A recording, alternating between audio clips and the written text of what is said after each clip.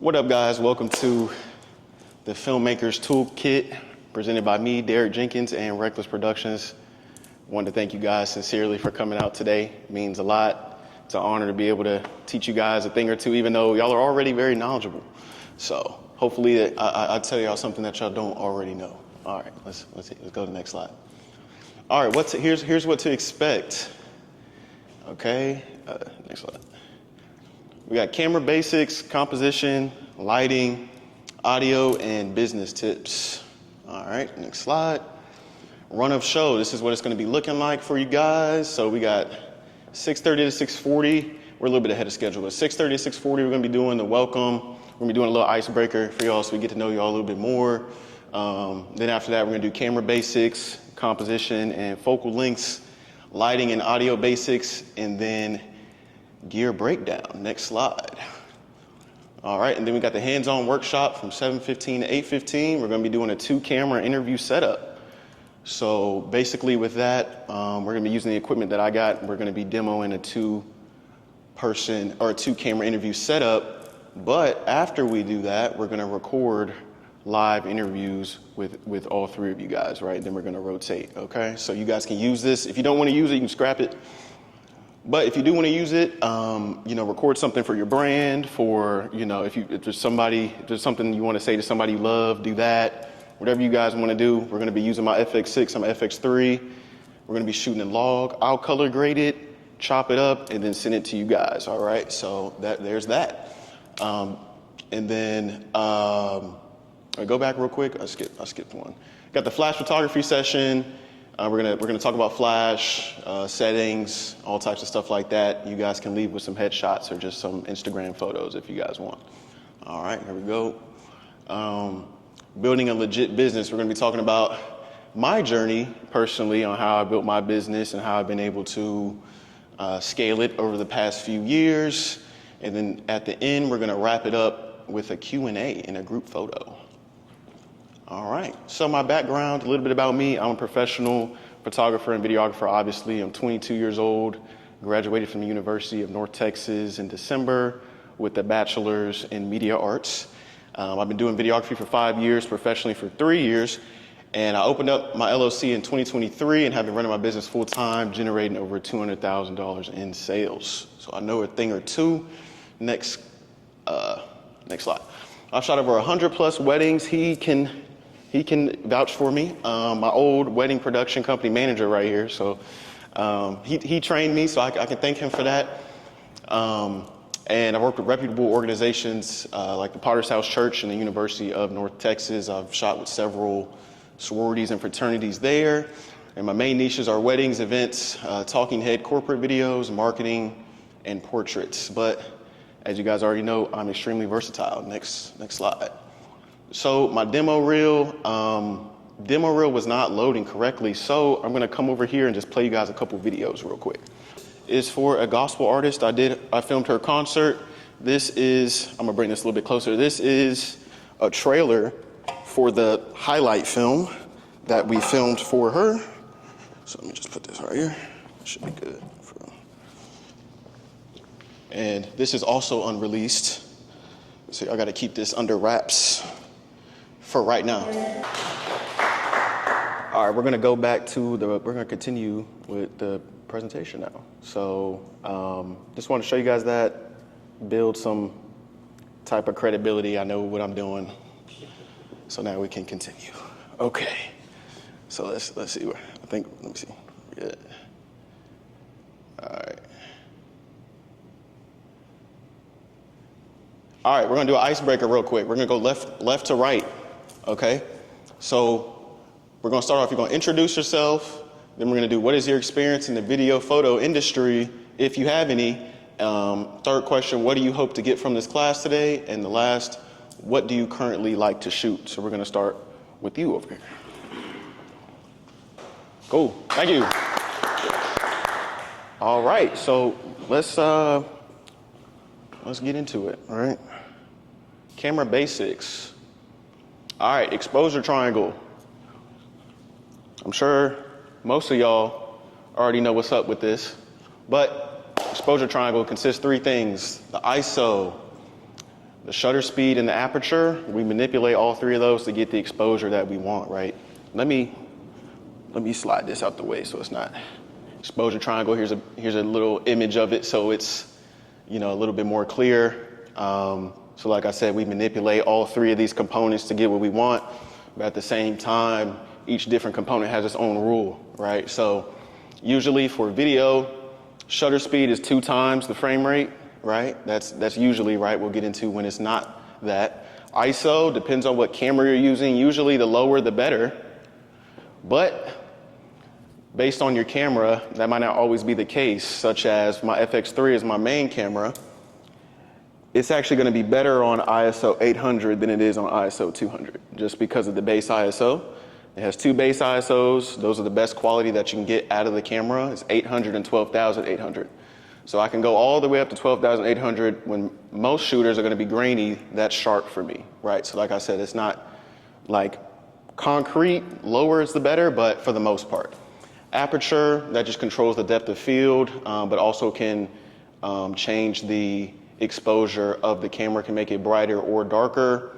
Usually I shoot wide open, which is closer to 1.4. Oh, I'm sorry. Didn't mean to step on that.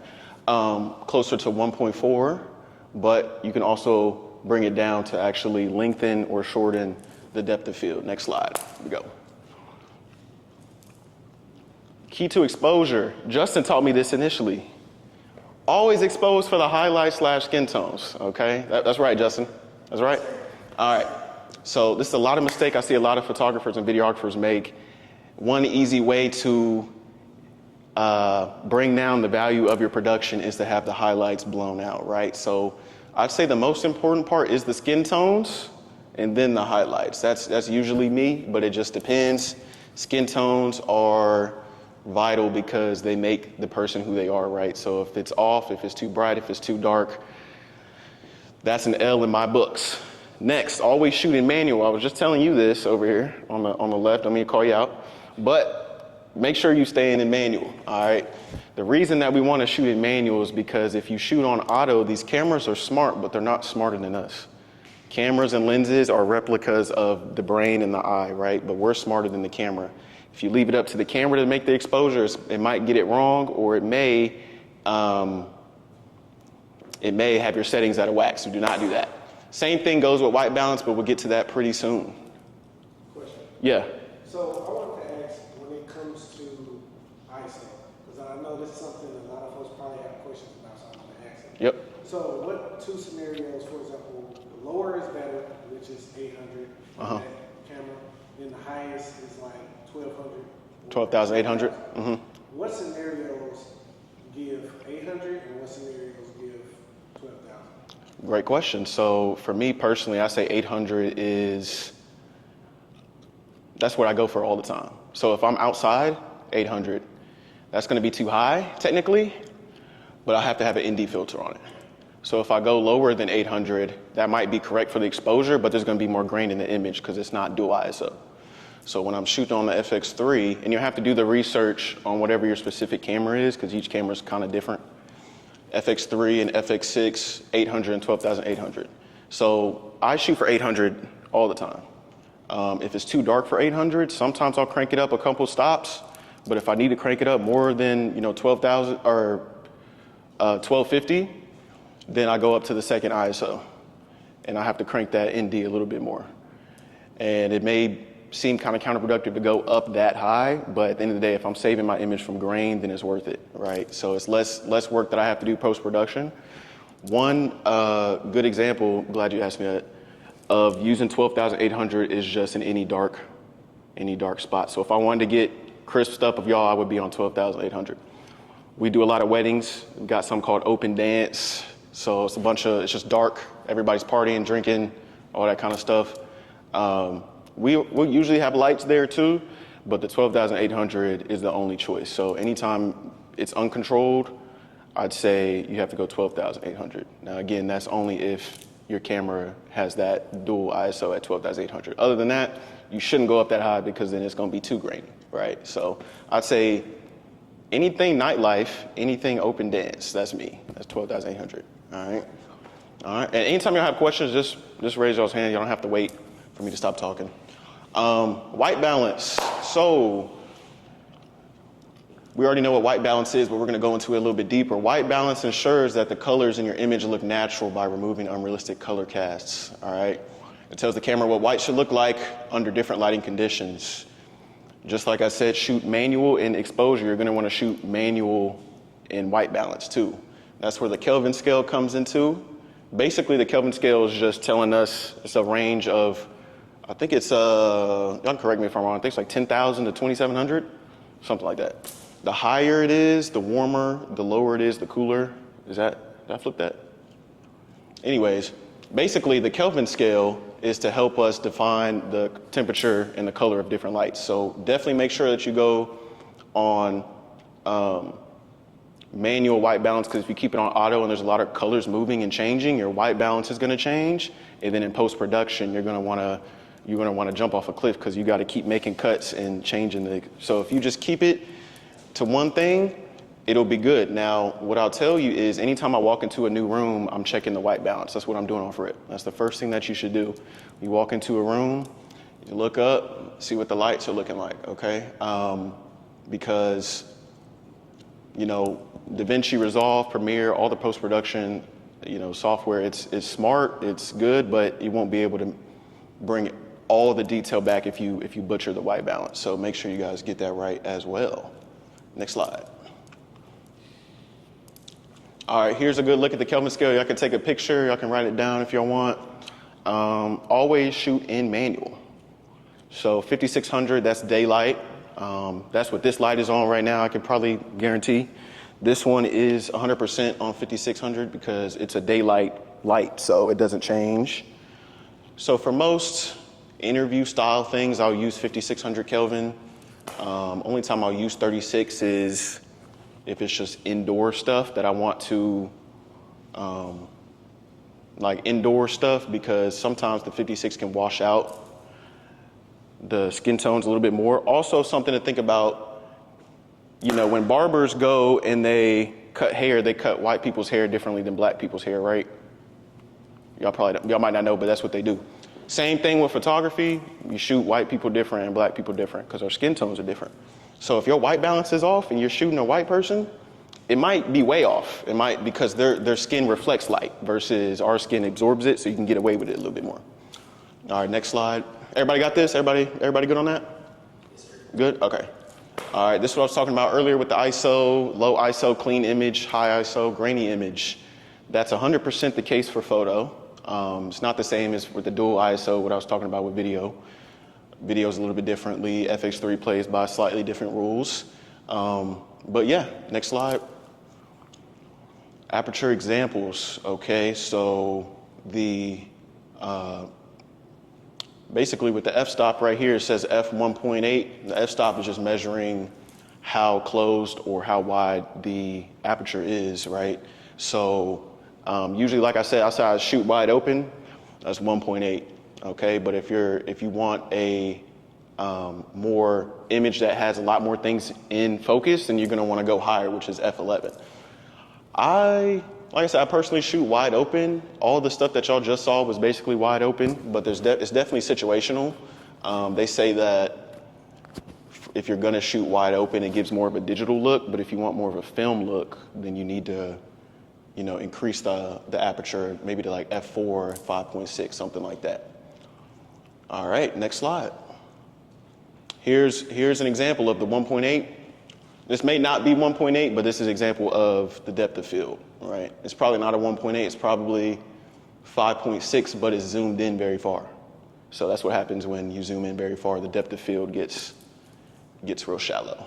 All right, this is an example of more closer to f11, f16, something like that. So you can see the difference. You can see the trees in the back, they look sharp. Fountain looks kind of AI generated, but I think it's good right there as well. Next slide. Now, so they use what's it called, not an ND filter. You say what? Like for that type of shot on the water, to not see the reflections. What's the filter called? I think it's a polarizer. I think it's a polarizer, yeah.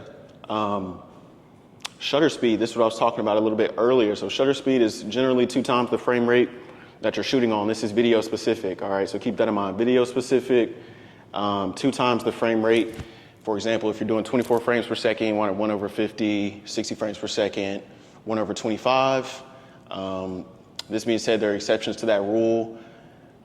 One exception of the rule is, like I said, with the base ISO. So basically, with that camera, I'm trying to keep it on 800 or 12,800. So if I have it on 800 and it's too bright and I don't have an ND filter, I'll just crank the shutter.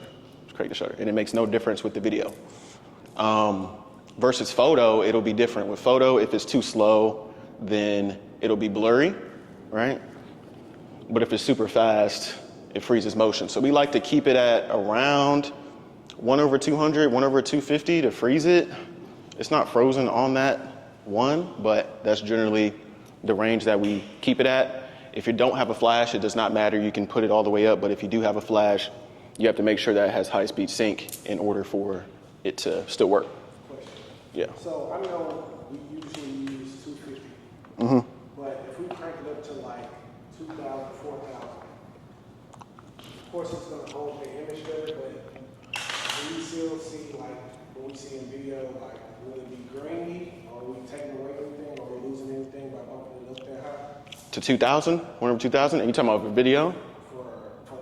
For photo, no. So for photo, the only situation you would use that in is if you don't have an ND filter, you're outside, it's too bright, or if you want to freeze motion in terms of like if you're shooting cars or something that's moving super fast. It won't introduce any grain. It's just a way to freeze the motion. Yeah, but if you're using a flash, on-camera flash or off-camera flash, you have to make sure it has high-speed sync. If it doesn't have high-speed sync, then you're going to be stuck at the 1/250 mark. Anything that you introduce outside of that, you're going to get, what do you call it, Justin? Banding. You called it like the black something of death or something, the bar of death, whatever. You're going to have a black, your image is not going to be usable, basically. So make sure that you keep that in mind. You got a question right here? What does the MS stand for? Can you see how the numbers is like 1 MS, 2 MS, 4 MS? I'm assuming that, is that speed? Is it the speed? I don't know what it stands for. Meters per second? Minutes per second?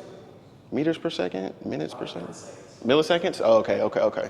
That's a good question. I honestly didn't know what it was, but I guess it's just, determining how fast it's moving. Yeah, how fast it's moving. Next slide. All right, for photography, I talked about this a little bit before. Here's a better example of what I was talking about. The faster it is, you'll be able to freeze it. If not, it's just going to look blurry. But some people, and especially nowadays, they like that effect for photo. It's not my favorite thing. I don't do it personally, but some people like the motion blur with the photos. So if you do like motion blur with your photos, then go for the slow shutter. Next. We got a short video. We're going to come back to that. Let's go to the next one. All right, rule of thirds and headroom. So the rule of thirds represents the frame split into 9 equal quadrants. At each intersection is a focal point where we'll want to place our subject. To provide the proper amount of headroom for our subject, we'll need to place their eyes on the top third line. You can even see it on the TV right there. We got the rule of thirds on the screen, right? So every time I'm filming, I'll always have the rule of thirds on the screen.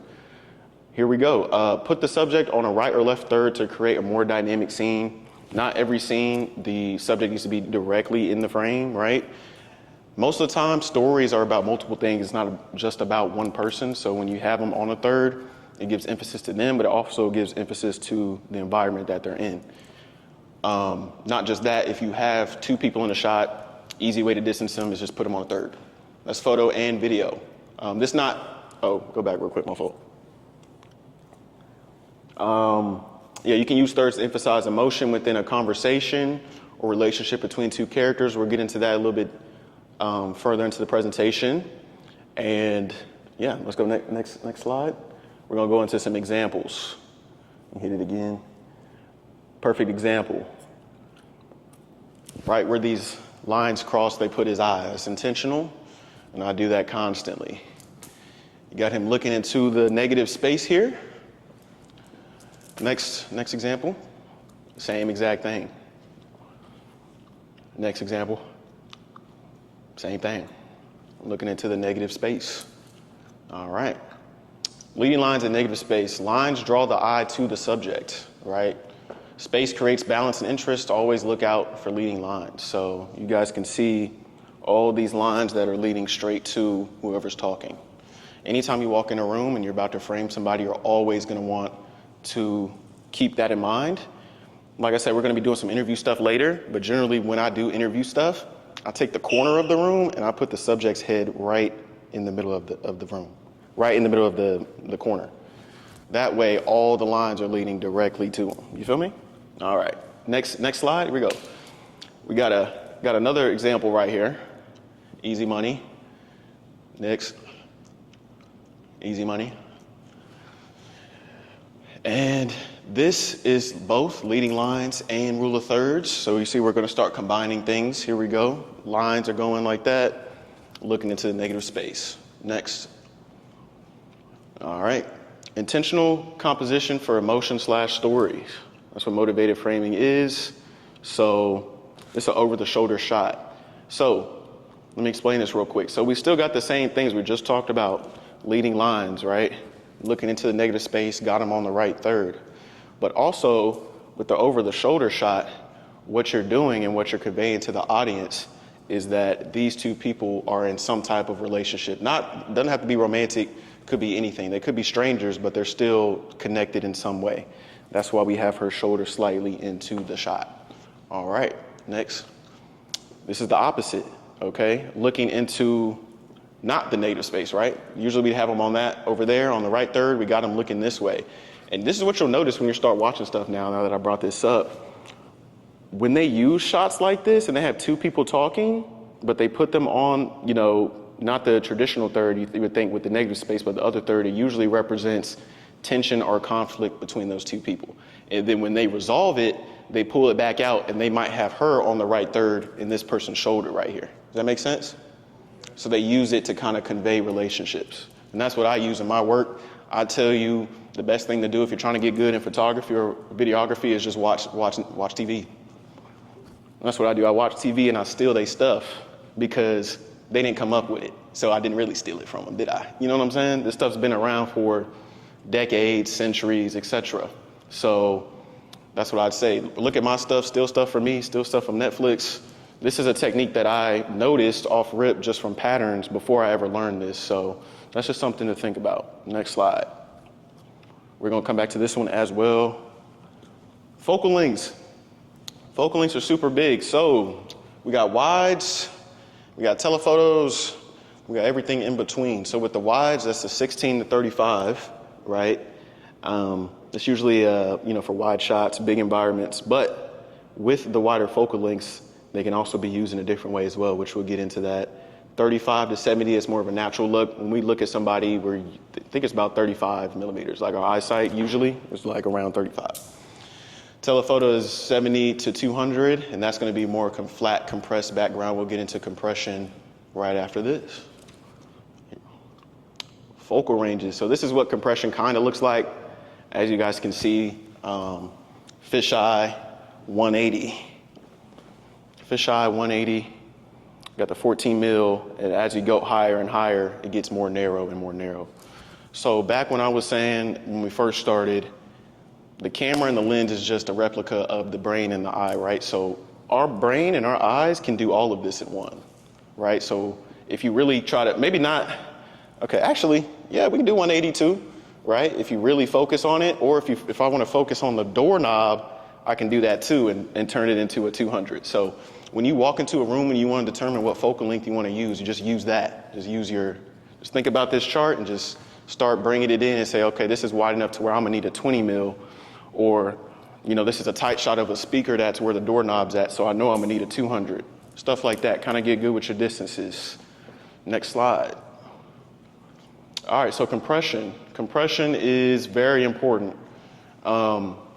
Basically, compression is effect where the more you zoom in, the closer it makes objects appear, right? So if I'm at a wider focal length, then that means that everything's going to look more spread out versus if you've seen a photo, and I should have put that in here, if you've seen a photo of a city like Dallas, all the buildings look closer together is because of the compression. It's not because they're actually that close. They're actually miles away, but that's how it works. So it's good to keep that in mind as well, because if you know that you're needing to get two people to look closer together, then you know you're going to need a tighter focal length, versus if you want them to look further, then you're going to need a wider one. And that goes into the whole thing with relationships as well.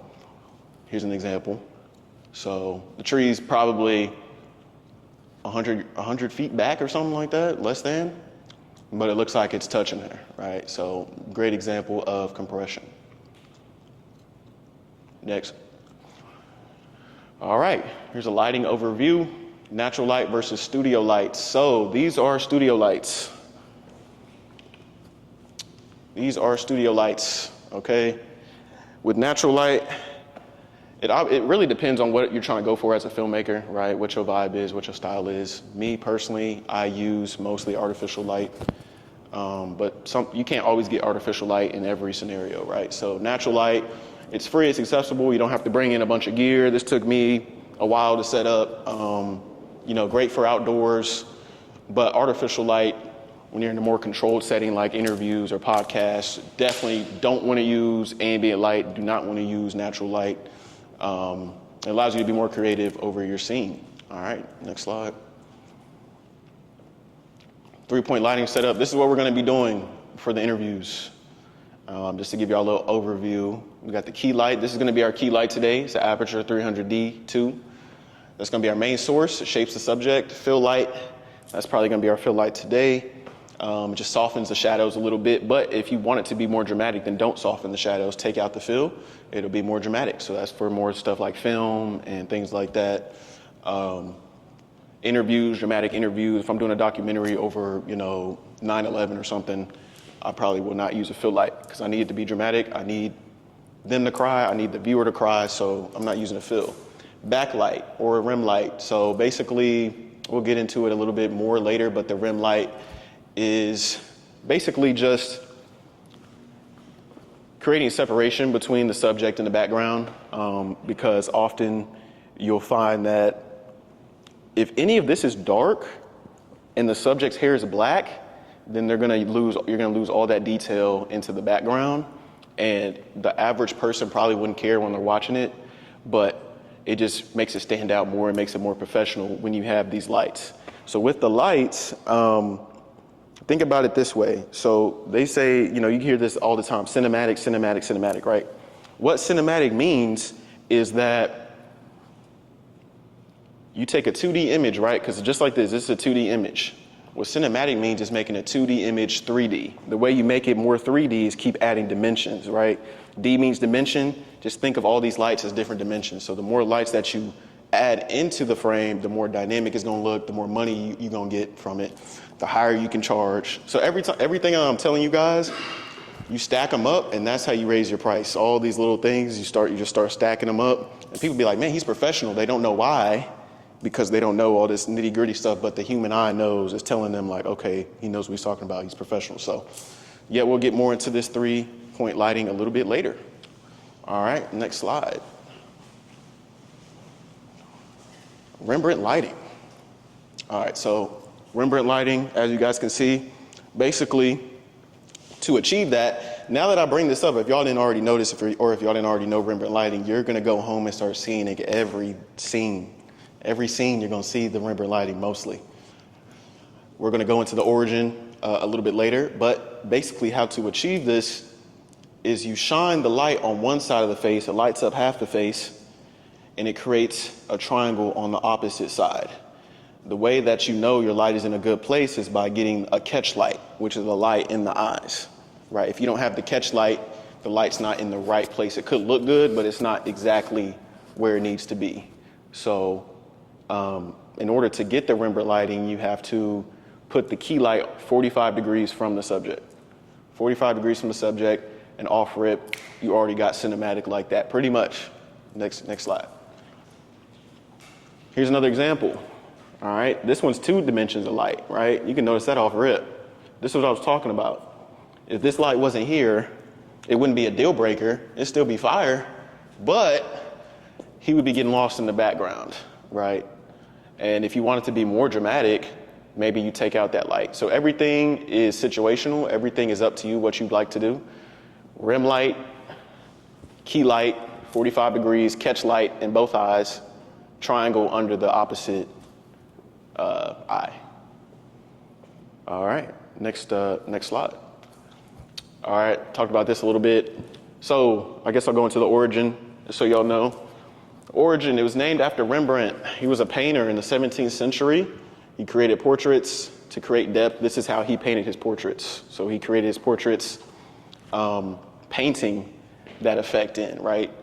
After a while, it became popular in studio photography and cinematography, and everybody adopted it, right? So like I said, this is not something that I'm coming up with. This is something that's tried and true. It's a science to it. And it works. It creates a cinematic, moody, and timeless look.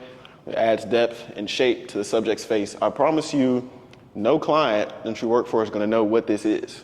But this is what separates you from average shooters, right? This is what separates you from $100 to $500, right? Being able to do stuff like this, the unspoken truths, because everything that we do as photographers and videographers is subconscious, right? Sound design, color grading, composition, lighting, all that stuff is subconscious. None of the viewers really know what it is, but it's stuff that adds to the image. Next slide. All right, more info on that is coming during our demonstration. We're gonna go to mics. All right. The main mics in my arsenal, we got those here today. We're gonna have y'all play with those a little bit. You probably already have once or twice. We got lav mics and shotgun mics. Next. Lav mics, pros, it's hands-free. It's hidden on the talent if you know how to hide it, right? And I'll be teaching you how to hide it today.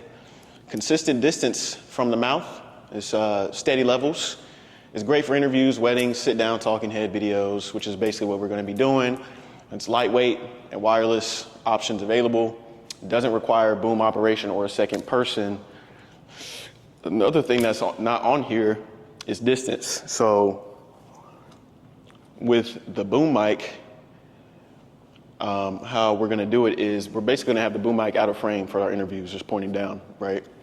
If I'm in a spot where I have to get a shot that's wide enough, I can't have the boom right there. So that's what lavs are for, right? But we'll go more into that a little bit later. Here we go, next slide. Cons, they can pick up fabric, rustling, which is probably happening right now, or chest noise.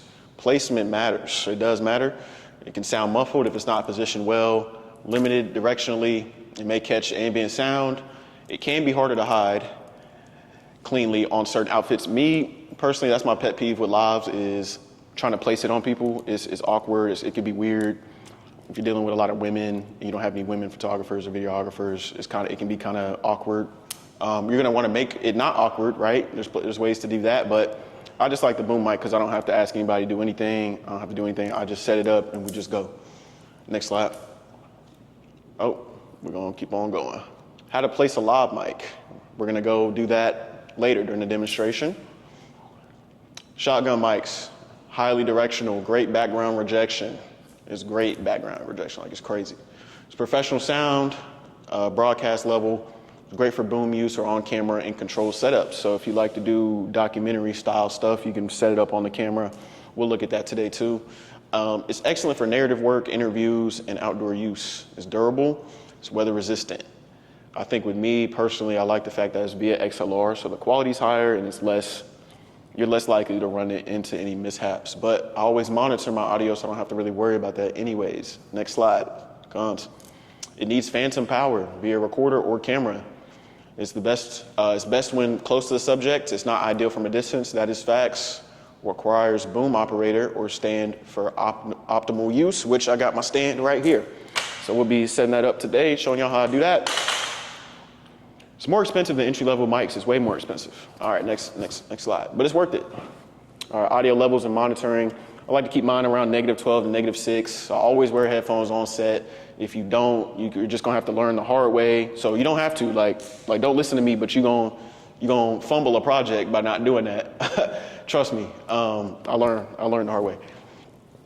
I record in 32-bit float, especially when I'm recording with lavs. The DJI Mic 2s, they record in 32-bit float. Basically with 32-bit float, it just saves all the detail in the audio. So if it's too high or it's too low, you can manipulate that post-production, it's no problem. But you do not want to let it peak because you may not get that back. Next. Audio slide. Go ahead, if you guys don't learn anything today, do not shoot an auto on anything really. Manual gain versus auto gain, right? Because you don't want it going up and down all the time. That's going to make it a nightmare for you on the back end. You're going to want to reduce noise in production. You want to get as many things done in production as possible because with, like I said earlier, the technology nowadays is really good, but you want to make sure in production that it's as clean as possible so that you make sure all the detail is there. Next slide. All right, intermission, we're gonna skip past this. We're gonna keep it rolling. All right, so now we're doing the demonstration. There's a demonstration now. I'm gonna cut on these lights real quick. And we're gonna set up our 2-camera interview. You guys were not here. Ooh, sorry, I should have warned y'all to close y'all's eyes. You guys were not here, I don't think, when I explained it. So basically we're gonna do a 2-camera interview. We're gonna have everybody go, and when you are the one being interviewed, I told them to do like a 30 to 60 second shout out of whatever, whether it's for your brand, whether you want to use it for socials, whether you want to use it for, just a message to your girl, whatever it is. So basically what I'm going to do over the next 5 minutes, I'm going to start setting it up, and then we'll convene again when we're ready to start. Does that sound good? Yeah. All right. Any questions over anything that I said so far? Yes.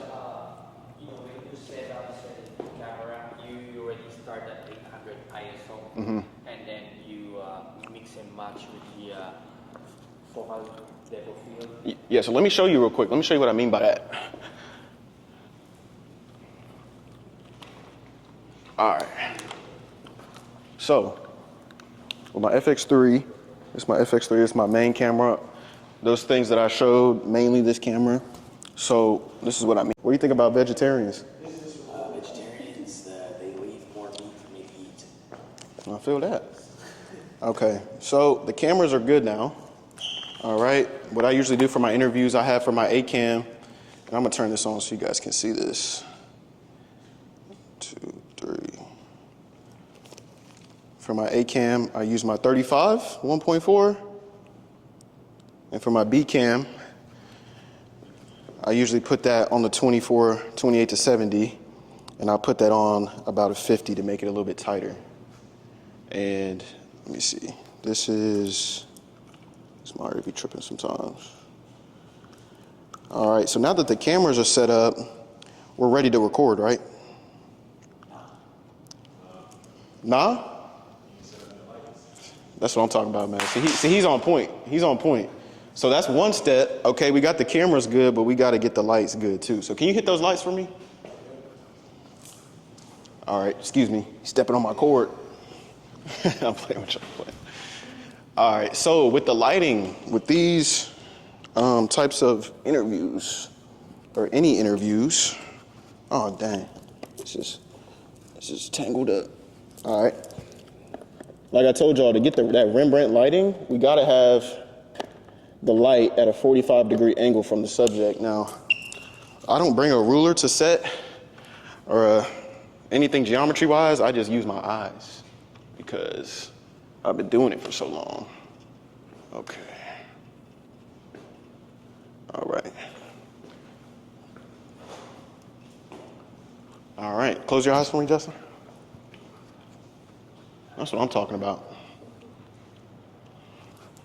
Okay, so it's a little bit too flat, meaning it's too far in front of him. And usually I'll have this on the other side, but it's already kind of set up, so I'm not tripping right now. Okay, so look at the main camera, Justin. Okay, so this is too bright. FX6 is great because I can just put that internal ND on it. Now it's not too bright. So y'all come take a look. Y'all come take a look at this monitor for me. That's that nice Rembrandt light. Triangle under the eye. That's what we want. Okay. That's only one dimension. All right, we're not done. We got to get this light in there. I'm glad you got wheels on this one as well. Okay. Ooh. So we don't need to put a light on the background because it's white, so it's bouncing the light, right? But like I said, is there a way I can, I'm gonna unplug this and like bring it around this cart just so it doesn't get tangled up. Thank you.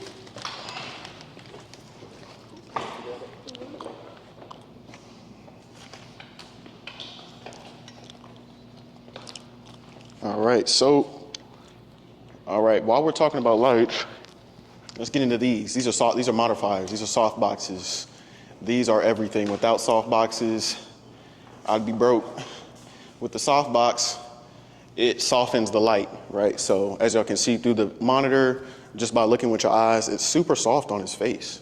And that's what we want. If it's harsh, then it's not gonna work, okay? So let's see. Oh, don't want it on the curve too much. So since I don't have enough room to hit him from the back, I can bounce it off the wall. Because it's white. So that's what I'm gonna do. Is this how you control it? The percentage? It's on this side? Oh, all right. Hopefully was that? Oh, dang, that was okay. I was actually doing the white balance, so I don't want to change that. All right, Justin, look at this camera for me one more time. Okay.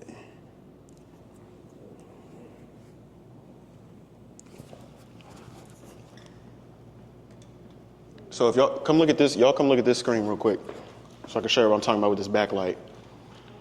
Zero light. Now the fill's coming in. No light, dramatic.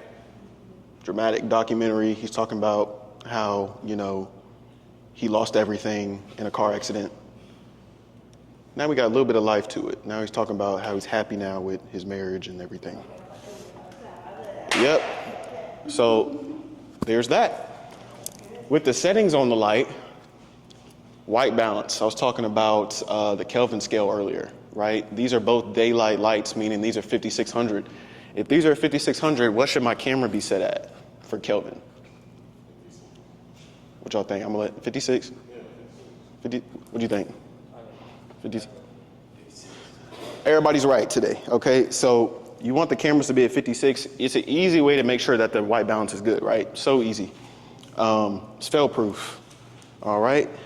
So now that we got both angles set up, we're ready to go. With this left angle, I got him on the left third. Looking pretty good. Looking into the active space, okay? And can you turn this off, like, for a second, just for the interviews? All right, we're gonna make sure these are at 4K. You're gonna want to match frame rates on each camera as well, okay? All right, we're gonna raise this up. For my interviews, I like them at eye level. Some people go right below eye level, some people go right above eye level. I think it depends on the fill you're trying to go for. I like it to be neutral, so that's usually what I keep it at, okay? So here we go. All right, this one's good. This one's good, and then the final razzle dazzle, right? Let me get my backpack real quick. The final razzle dazzle, okay? We got the clapboard. So when you bring in the clapboard, you can raise your price off rip just by having the clapboard, right? Because people are gonna be like, man, this guy got his shit together. So I'm gonna write your name on this. All right, let's see.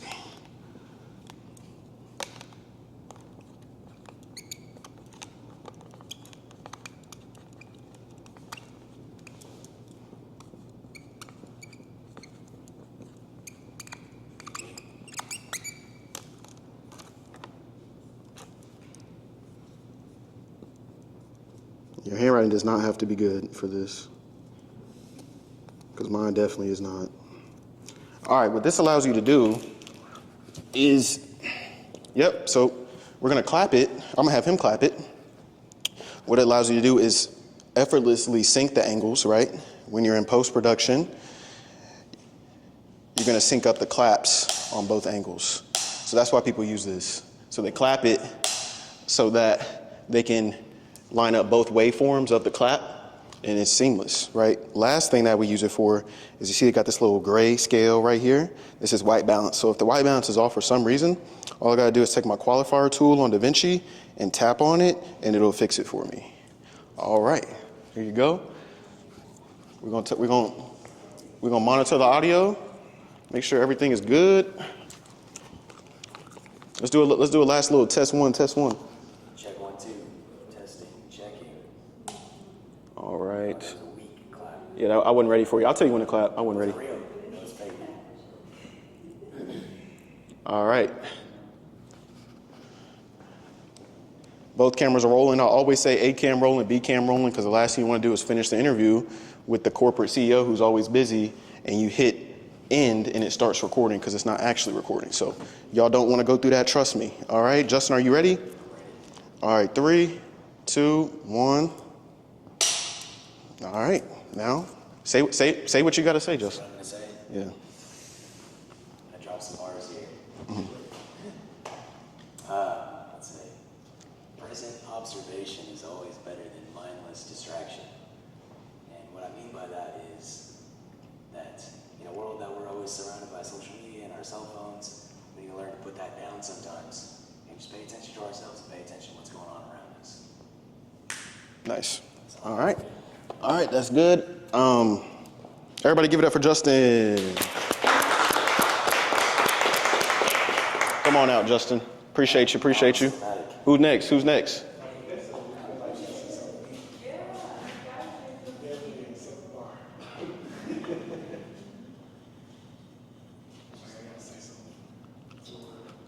All right, bro. Come on. So this one's over with. I'm gonna take. Hey, you take this. I'm gonna have you do it while I set something up. You can just erase his name and put your name. Shout out your business. Shout out your family. Whatever you want to do. It's cool. So every time you have a new subject, they got different heights. So I gotta adjust the camera slightly because he's slightly shorter. Right. There's two ways you can go about that. You can either tilt down, or you can bring the whole camera down. This one I'm just gonna tilt. All right, just hold it there.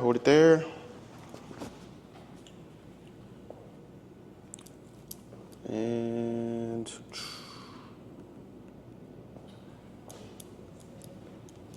3, 2, 1, go.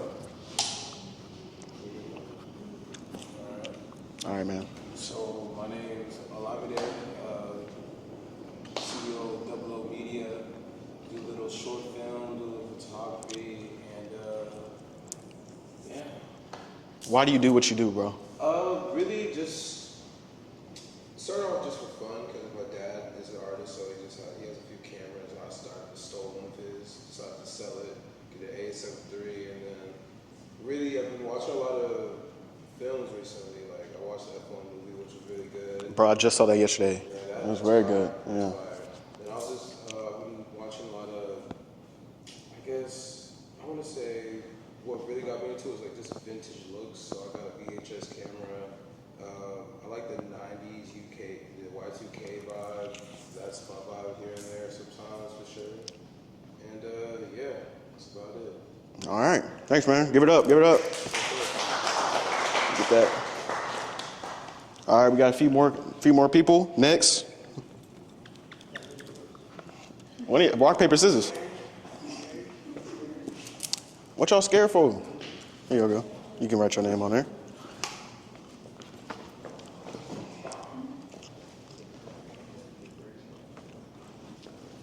This type of setup right here, it's not, who's intimidated by this setup? It's not really that complicated. We got 2 lights, 2 cameras, 1 mic. This setup alone, I copy and paste this all the time with all different types of things, and it wows clients every time, right? Because you bring in the lights, you bring in the gear, they're already impressed. All you got to do now is just deliver, right? So, what's up? So how much would you charge for this type of setup? I mean, it depends on like what they trying to do for real, because like there's different ways you can go about it. You can do by the hour. If I had to do by the hour, it'd probably be around $200, $250 an hour. But if it was more of like a corporate deal, you can get away with charging corporate clients $5,000, $6,000, because it's just it's a business write-off. Per hour or no? I mean, it depends on what the business is, right? Per hour sound good though. Per hour sound real good. How would you play with softboxes, like beauty dishes, the touch of softbox, like over there? Yeah, that's a good question. So the only difference between, let me stop this. Only difference between that softbox over there, I think it's called like a light bulb softbox or something, is just the spill, right? So we got two softboxes, right? And we got grids on both of them. So what the grids do are these little hexagonic looking things. They direct the light directly to the subject. With that one, that's kind of something if you want to light a room. If you want to light a subject, you need something that's directional to the subject. But if I replace this light with that light, it still look good. You know what I'm saying? As long as I have that light, I probably have to push it a little bit more that way because it's going to wrap around his face a little bit more, if that makes sense. All right, here we go.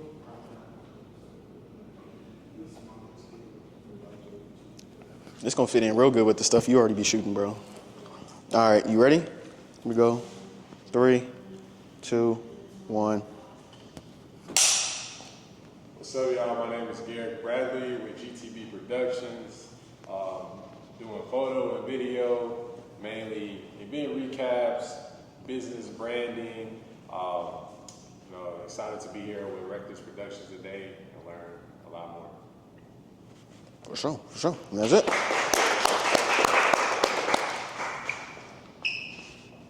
Last but not least. Sounds good. Got you coming up. Here you go. I'll let you do that while I do this.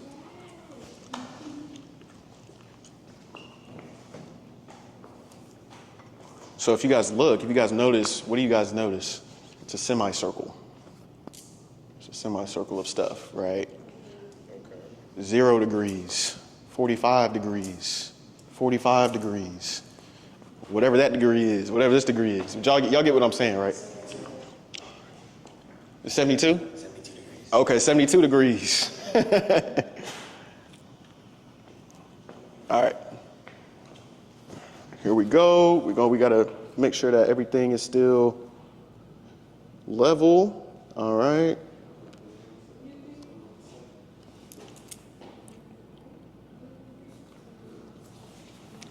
All right, sir, you ready?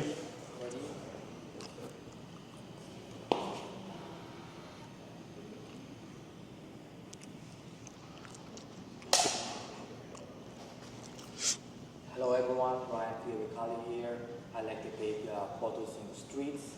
I let the streets lead me the way. I like capturing the architectures. I like capturing the raw image of the people, the expressions. And it's like looking for poetry in the caves.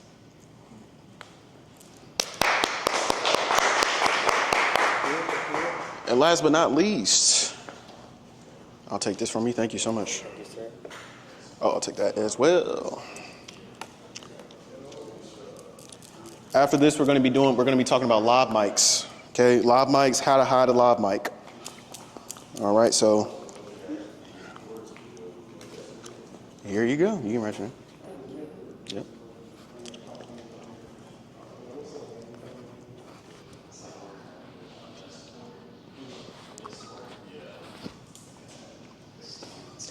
Didn't you film Travis Hunter's wedding?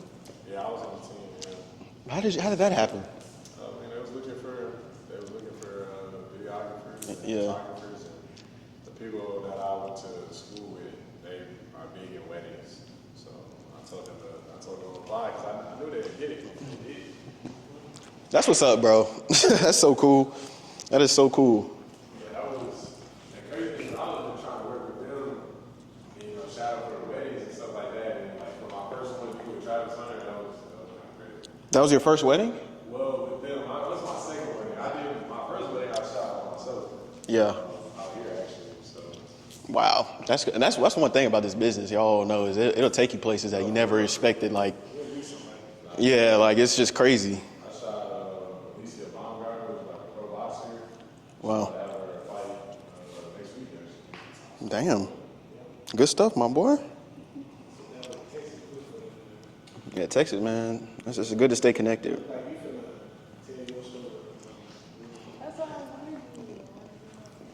All right. Not yet, not yet. Okay. All right. 3, 2, 1. All right. I'll take that back from you. Oh. And boom, there you go. What's up? I'm Regine.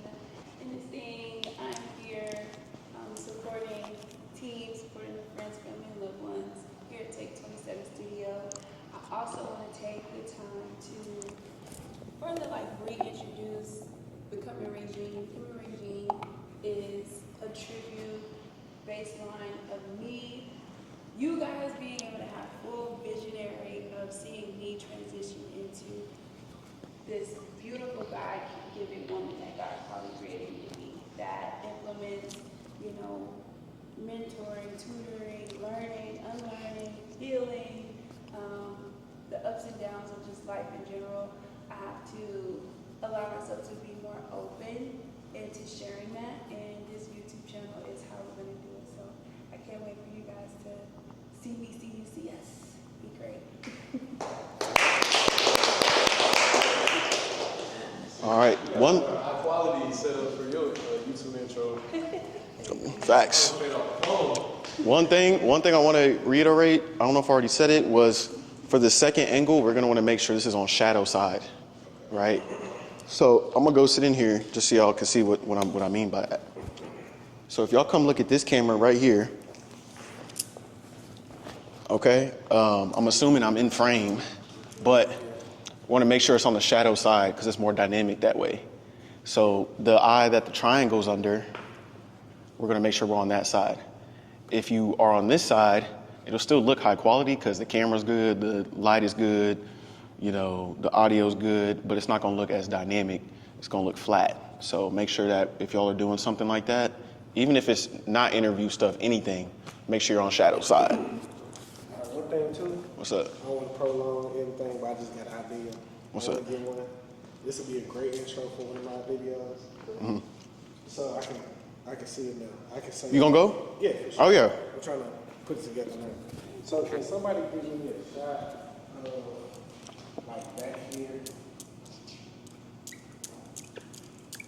Like video of all Everything. the because I'm gonna talk about filmmaking. You guys want to do it? Yeah. So basically, I'm gonna take all these, I'm gonna chop them up for y'all, I'm gonna color grade them for y'all, I'm gonna send them to y'all. Okay. So y'all gotta make sure before, if y'all leave early, we gotta obviously I already have 1, 2, 3, 4, but you and you as well. Make sure that y'all give me y'all's contacts so that I can do that. Okay.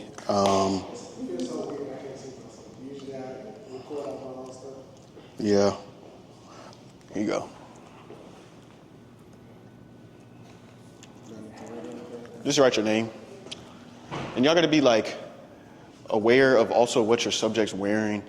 He's not the only one that has a hat on, but you see that the hat is causing a slight shadow, right? So I may need to boom this down a little bit just for it to fill that in.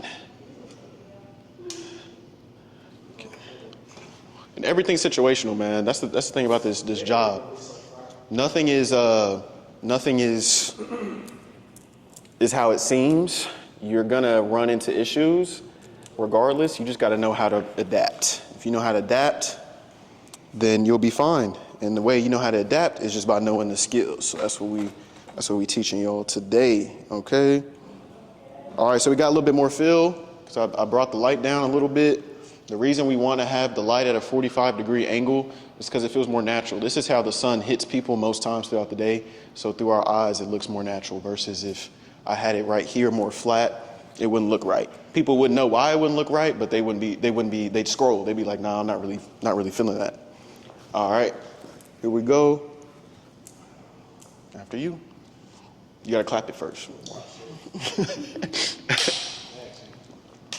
Make sure you keep this part. Ooh. Where's the top at? Did I give it to you? Nah. Okay. I'll probably put this in the video. I feel like can you hold this real quick? I found myself having a love for film. Cut. So y'all, I found myself having a love for film. Oh, I got it. I had it the whole time. Oh, my bad. I was standing right in there. I forgot you was even doing that. We're still rolling, so you can just, yeah. All right, y'all. So over the last year or so, I found a love for film. You can ask me how I got here. No idea. Because firstly, I was in real estate, business, corporate America. But my love for creation kind of brought me here. You don't really need a whole self like this to film yourself. But I'm going to take y'all on a day of life with me. And just filming and just love of creation. And if you're into this type of content, you found the right channel. And let's roll. All right. Last but not least, I got to get in here. I'm sorry. I got to get in here. All right, so I'm going to need y'all to frame me up. Can I get my board real quick?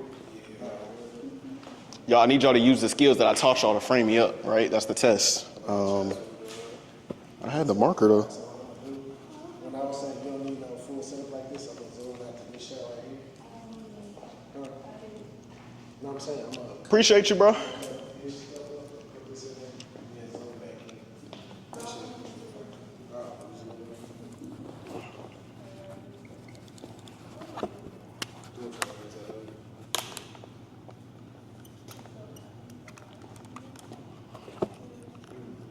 Oh no, I accidentally marked myself up.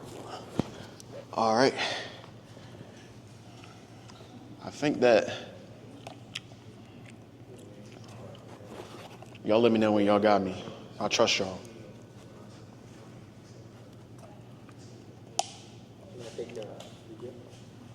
It's rolling. Am I in frame though? Am I in focus? Yeah, you're focused. All right. So if you see, anybody who doesn't know, the red outlining, it's called peaking, is basically showing us what's in focus. So that's an easy way to know, right? I don't think that one has peaking on though, just yet. It's in blue. Oh, it's blue? Oh, okay, bet. Yeah, they're different colors. All right, how are we looking? The higher we go, the more shadows we'll get. The harder the shadow will be, right? Well, the higher it goes, the angles of the shadows will change. That's fair. So like, think about it, the higher it goes, the more the shadows start to go like this. Versus if they were lower, they'd be like that. Okay, here we go. And basically with the audio, y'all can take turns my turn if y'all want. It's coming out of one ear, so if it's not that one, it's the other one. I don't know which one it is. Test one, test, 1, 2, test 1, 2, test 1, 2. Y'all can get an idea of what some good audio sounds like, so y'all know. Because really, that's what it is. It's using your ears and your eyes for stuff, because you're not always going to be able to be like, oh, it's in -6, so that means it's good. You know what I'm saying? You got to be able to hear it to know.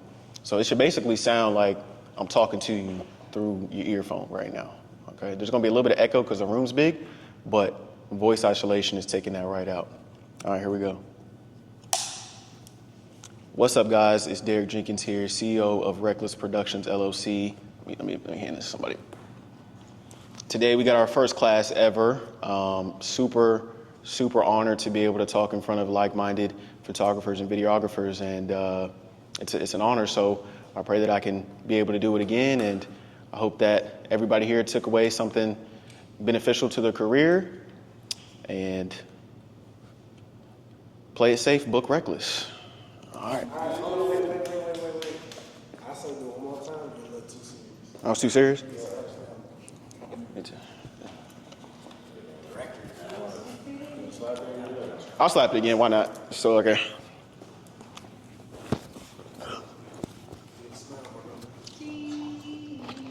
Let me run and spit out my gum real quick, bro, because it's...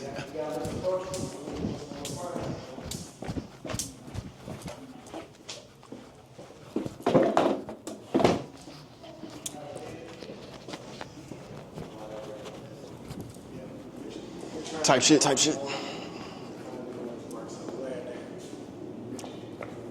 Oh. Okay.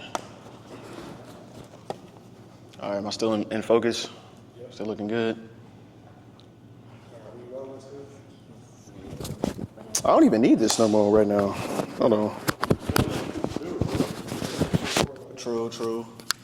Oh wait, I'm gonna use that as an angle for sure, but I'm sure I'll just use this audio. Take that back. All right, here we go. What's up, guys? It's Derek Jenkins, CEO of Makers Productions LLC, and today we are here at Take 27 Studios doing the Filmmakers Toolkit class. It's an honor to be able to teach in front of other like-minded softwares and videographers, and I just hope that they were able to bring something from the class that's beneficial to their careers, and it's an honor to be able to do something like this, so play it safe and book records.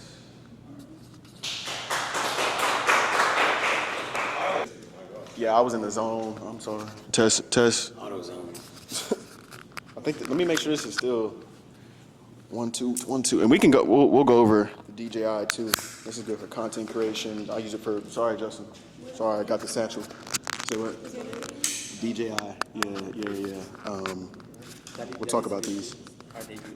They're pretty good. These are like really good for running gun stuff, content creation stuff. I use them for professional stuff too, but this is probably last resort for me professionally. But I can definitely still get away with it. I'd use this mic when I want to monitor it, right? Because with the external recorders like this, I can't monitor the audio. So this is what I usually use for weddings, and I just put it in the jacket pocket, but I can't monitor it. If I want to monitor it, I have to use these. And I can just plug my headphones into my camera where my transmitter's plugged in, and that's how I monitor it. All right. So put this back real quick. All right. So here's how we hide our mics, our live mics. Okay. So when you get this case, I encourage everybody to get something like this. It comes with these little sticky things, and it comes with these as well, right? Forgot what this is called. Does anybody know what this is called? Oh yeah, Dead Cat. And then they got like they have different little preset things for, and I'll explain what those are. So here's how we hide it, right? You take this sticky thing off, and you place the mic right here, like this. So the tip of the mic is going through the whole pause. The tip through the whole pause. All right, cool. So this side is still sticky, this side's not, right? So I'm gonna take this, and it's something skin, that's what it's called, but basically this is gonna prevent from it ripping your chest hairs off. Boom. All right, and then who should I use? I'll use you this time. All right, so it's good. Right, this side, I gotta take the adhesive off of this side or whatever. So I'm going to peel this off. Dang. Takes a second sometimes, got it. Okay, slowly peel it off. It's like crazy sticky too, because we wanna ensure that it doesn't fall. Okay, so you're gonna loop this up and just bring it out the collar right here.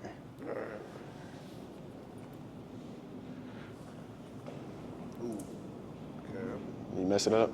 Just a little bit, nothing crazy. All right, that's fine.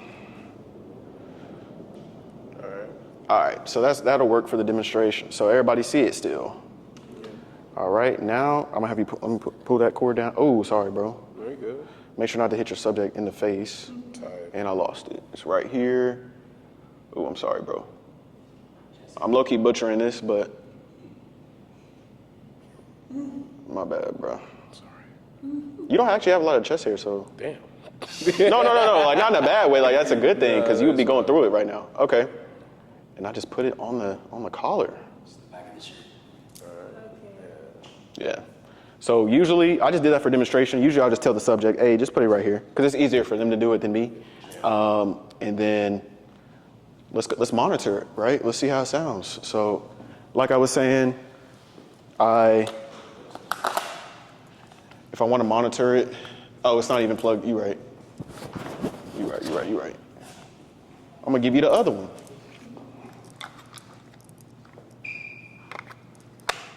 What was your experience with the class? The class today was great. Derek provided so much great information and just great perspectives on all the topics that we covered.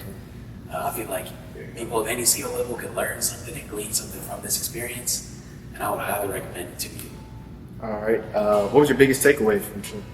I really enjoyed the conversation around business and the insight into how client proposals and conversations like that go, and also really seeing kind of the inside of QuickBooks and HoneyBooks and how that really helps the business owner save time and headaches in the future.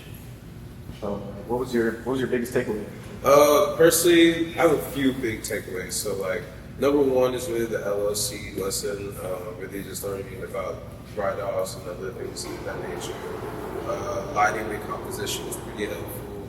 Getting, like I said in the previous question, having the live demonstration to actually see it in action really does help lock it in and understand what you need to do and how to approach it for the next time.